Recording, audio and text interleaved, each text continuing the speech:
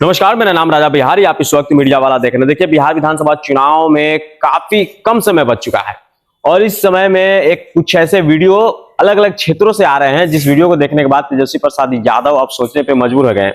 हालांकि Tejashwi Prasad Yadav seat sharing को लेकर के अलग ही चिंता में पड़े हुए हैं, क्योंकि उनके महागठबंधन के अंदर जितने सारे घटक दल है, घटक दल कहीं ना कहीं सीट शेयरिंग को लेकर के अपनी अपनी दावेदारी पेश कर रहे हैं कि किनको कितना सीट चाहिए। लेकिन तेजस्वी प्रसाद यादव उन सबको समझाने में लगे हैं, उन सबको सीट शेयरिंग को लेकर के उन सबको मनाने में लगे हैं। लेकिन अब बिहार के अलग अलग विधानसभा से कुछ ऐसे वीडियो सामने आ रहे हैं जिसको लेकर के अब तेजस्वी प्रसाद यादव की चिंता कहीं ना कहीं तेज होती जा रही है।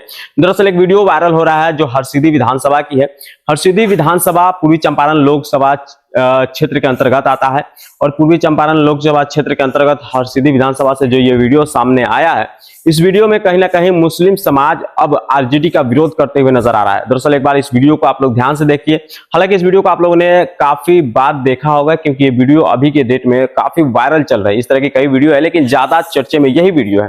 हालांकि हरसिद्धि विधानसभा से एक प्रत्याशी मुन्ना राम जिनका नाम है, वो जो है कि लोगों से जनसंपर्क करने जाते हैं, लेकिन जब वो क्षेत्र में पहुंचते हैं, मुस्लिम समाज के मुस्लिम टोले में जब पहुंचते हैं, तो वहां के मुसलमानों से जब वो राजद को वोट करने के लिए जब प्रेरित करते हैं या फिर उनसे डिमांड कहते हैं कि आप राजद को वोट करिए, तो वहां के लोगों का जो डिमांड है, ये डिमांड सुन करके वो भी सोचने पे कहीं ना कहीं मजबूर हो गए। हालांकि लोगों ने कहा कि आप निर्दलीय आइए, क्योंकि लोगों को वहां उनसे कोई व्यक्तिगत दुश्मनी नहीं है।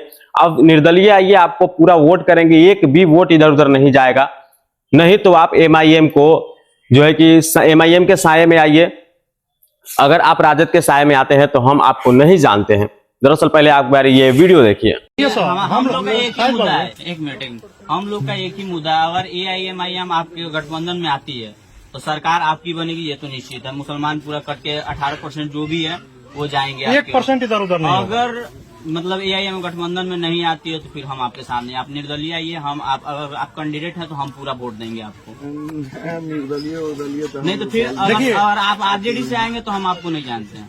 बात मेरा यही है। ठीक, आपने इस वीडियो को देखा। इस वीडियो में साफ तौर पे मुसलमान जो है कि राजद का बॉयकॉट करते हुए नजर आ रही है। तेजस्वी प्रसाद यादव लगातार जब मुसलमानों की हक की बात करते हैं, मुसलमानों की दावेदारी की बात करते हैं, लेकिन वही मुसलमान अब तेजस्वी प्रसाद यादव के विरोध में जो है कि उतरते हुए यानी कि बॉयकॉट करते हुए नजर आ रहे हैं। और इसका रीजन भी है क्योंकि एआईएमआईएम लगातार जिस तरह मुसलमानों की बातों को उठाती है, एआईएमआईएम जिस तरह लगातार मुसलमानों के सपोर्ट में मुसलमानों की हक की बात करती है, लोग कहते हैं कि सदन में, संसद में मुसलमानों के खिलाफ में कौन सी कानून बन रही है, कौन सी राजनीति और रणनीति खेली जा रही है, ये सिर्फ अगर असदुद्दीन ओवैसी बोलता है तब हमको पता चलता है, वरना किसी भी नेता के जरिए ये हमें नहीं पता चलता है।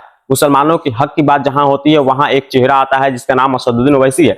और हाल फिलहाल में आपने लगातार देखा होगा कि जिस तरह असदुद्दीन ओवैसी राजद से जो है कि गठबंधन करने पे जोर लगाए हुए थे और राजद ने उनका गठबंधन स्वीकार नहीं किया, जिसको लेकर के मुसलमानों में जो है कि आक्रोश है। मुसलमान युवा, बुजुर्ग या फिर मुसलमान समुदाय के जितने भी लोग हैं, ये सारे लोग कहीं ना कहीं राजद से जो है कि अब कहीं ना कहीं रूठे हुए नजर आ रहे हैं, रूठे नजर आ रहे हैं। और ये जो है कि इस तरह से चुनाव से पहले इस तरह की गतिविधि, मुसलमानों का राजद से रूठ जाना, मुसलमानों का राजद का बाइकआउट करना कहीं ना कहीं तेजस्वी प्रसाद यादव को चिंता में डाल सकती है। क्योंकि जहां तेजस्वी प्रसाद यादव भाजपा को यहां से रफ्फू चक्कर करने में लगे हुए हैं, जहां से तेजस्वी प्रसाद यादव यहां से भाजपा को भगाने में लगे हैं, कहीं ना कहीं अगर मुसलमान असदुद्दीन ओवैसी साहब की पार्टी में जाती है और असदुद्दीन ओवैसी साहब कहीं ना कहीं अगर यहां से कुछ सीटें निकालने में कामयाब हो जाते हैं, क्योंकि उनका दावा है कि 100 सीटों पर लड़ रहे हैं, तो उसमें से अगर 50 सीटें भी यहां से निकालने में या फिर 30 सीटें भी यहां से निकालने में कामयाब हो जाते हैं, तो राजद को कहीं ना कहीं सरकार बनाने के लिए मजबूरन उनको अपने पार्टी में शामिल करना होगा,